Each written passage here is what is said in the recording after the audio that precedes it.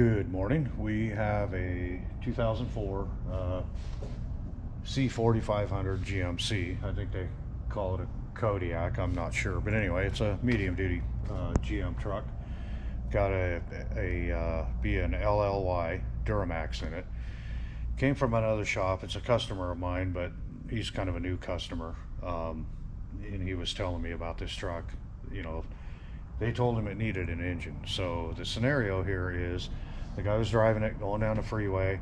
They have some sort of engine protect on these. It started binging and bonging at him, so he pulled over, and temperature went up on it. Didn't overheat according to him, and pulled over, popped the hood. There was dripping going on off the engine, so he had some water, so he poured some water in it, and he said it was just pouring right out. So at that point they called a tow truck, and they were dealing with this other facility and had it towed down there. And the guy said, well, we need to put an engine in it. So he wanted me to look at it, so yeah, sure, bring it up.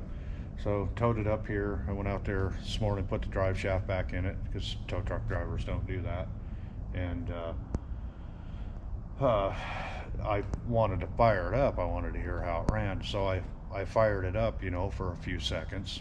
80 pounds of oil pressure, cranking cadence sounded great, running perfect. So I shut it off, got a couple gallons of water, poured it in there. Sure enough, it's pouring right out. So I thought, well, okay, I can get it into the shop, in about 30 seconds. So I fired it up, pulled it in here, and I took some things apart. And I'll show you why it needs a motor here. Let me pour some water in it real quick, and then we'll go and take a look at it. Got my pan under there.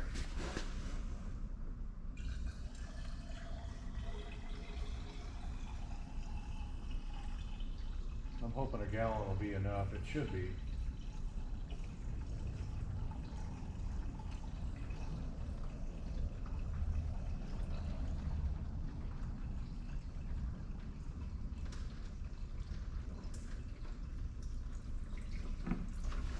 Okay, see if that's leaking.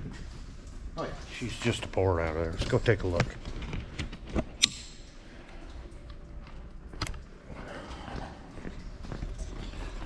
Yep, you can hear it down there.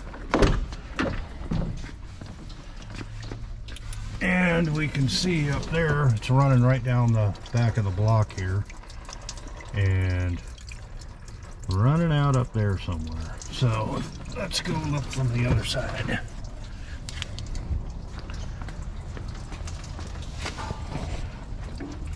Oh yeah, we got a little faithful geyser going on there. And what that is it is the turbo cooling line. So we got a split in that. So that's why it needs a motor, because it has a coolant leak. So we're going to fix that coolant leak. We're not going to put a motor in it. We are going to change this gasket that burned out on the EGR to intake. It was half hanging out and the bolts were loose. We'll have to replace that. Hope we can get it. And we have some really good double-walled heater hose coming that I've used in the past on these for these little lines. Worked perfect. We'll replace that one over there too. We'll put that on there, drain the block, and then we'll pressure test, or vacuum fill the cooling system, and let the thermostat cycle. And I'm pretty sure it doesn't need a motor. I think it just had a coolant leak, and we're gonna go down the road and be just fine. So anyway, I don't like to badmouth other facilities. I don't know what they were thinking, but obviously it's not going to need a motor. It just needs a little bit of maintenance. So got the hose coming, clamps. I should have some clamps around here. Got hoses and the coolant for this thing coming, and I'll replace those hoses in there, clean stuff up, put it back together, replace that gasket on the EGR